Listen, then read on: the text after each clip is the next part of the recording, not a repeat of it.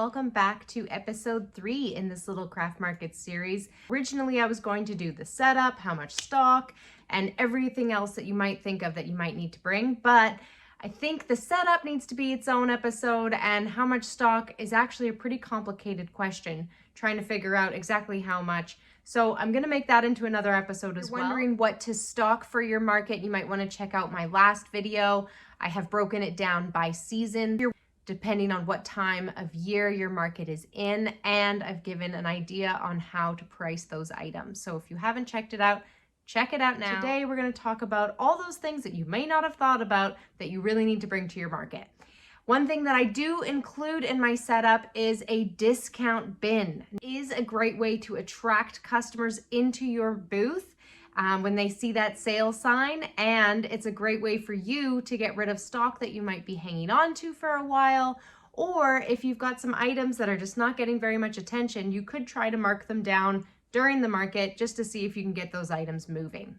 Obviously, you're going to want to be taking payments, so you're going to bring a cash flow for those that do pay in cash. I don't find that's very often anymore, but it is still good to have some cash on you. I wear it in a fanny pack so that it's attached to me, and bonus points because the fanny packs are kind of cool now. And then for my POS system, I use Square. It was super easy to set up. Then I downloaded the app and then I was done. That was it. So super easy. Next would be supplies, extra supplies. So bring extra tags, hang tags, pen, scissors, thread, whatever items that you use for all of your products, just bring a little bit extra of them because you never know if you need to fix something while you're there. Or I like to always have a project that I'm working on. I like to restock things as I'm selling them, so I bring extra wool to work on those items. And if I have all of the finishing touches with me, I can put it on my booth that day and possibly sell it. Business cards are a big one as well. For anyone who may not be ready to purchase that day, but they're still interested, it's something that you can give them that's got your information, your social media, your email, somehow to get a hold of you. I don't recommend having your personal information on there.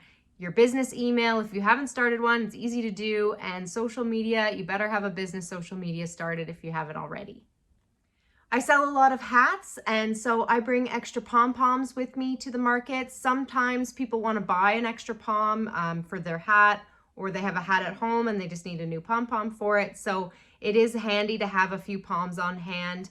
And again, that goes with when I'm making more stock for my table, I've got some extra poms that I can put on the hats. The next items are mostly just for you. So you may not have really thought about yourself. You're thinking of your display, your stock, what else am I gonna need to bring? Well, think about yourself. Are you gonna be able to stand for the entire duration of the market? I know the market that I go into, it can be 8 hours long, and I definitely cannot stand for that long. After an hour or two, my feet hurt, my back hurts, my legs are tired. I just need something to sit on. So I use a high folding chair, and that way I can be kind of at eye level. I look more alert. I can jump out of my chair a bit easier. I look more available, and it's what I prefer.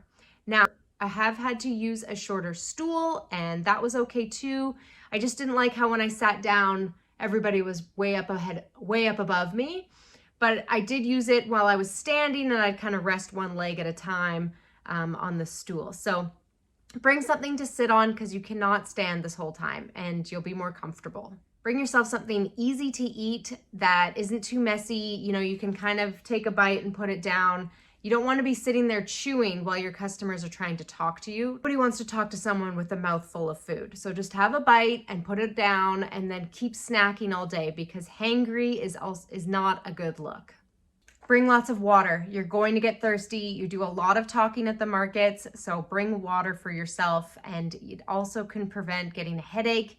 I did have a neighbor at my last market who got a migraine during the event, and she could feel it coming, and it was a bit of a dilemma. We did end up finding her some Tylenol or Advil, and it went away a little bit, but it is something that you don't want to have to deal with. So just bringing something, Tylenol, Advil, as a backup, just in case, is definitely worth it because you don't want to have a headache at those events. You want to be feeling your best. I like to plan my outfit before the day of the event. It's this one thing I do not want to have to worry about is what I'm going to wear. I do think that you should dress in something a little bit nice. You know, I kind of go for jeans and a nice shirt, or bonus points for a sweater that I've made. So I like to have that planned in advance, and maybe a couple options planned in advance, because your mind can change. But if you're anything like me, you'll spend time guessing and second guessing and wasting way too much time in your closet trying to figure out what to wear. So have something in mind before the day of. Bring a smile. You're more approachable if you're smiling. Resting bitch face does not look good on anyone, and if you suffer from resting bitch face, this is going to be hard work.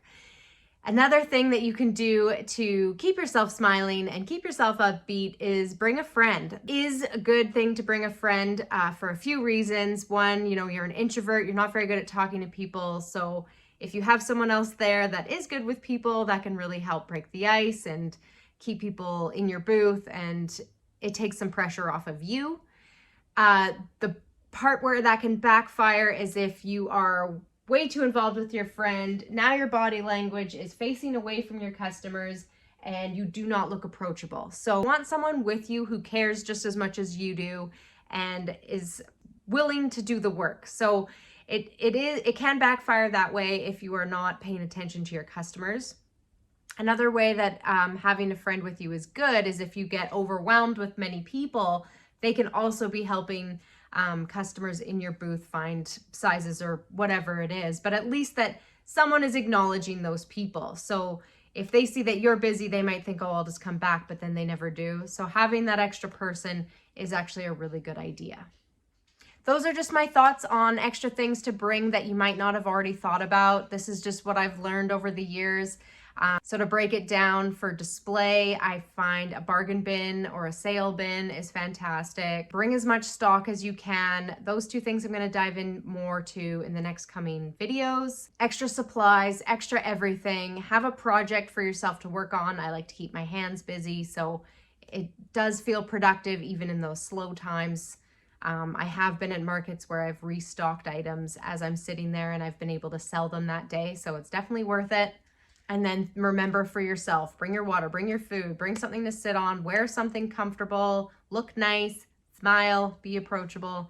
And I believe that all these items will help you have a successful market. I will see you next Friday.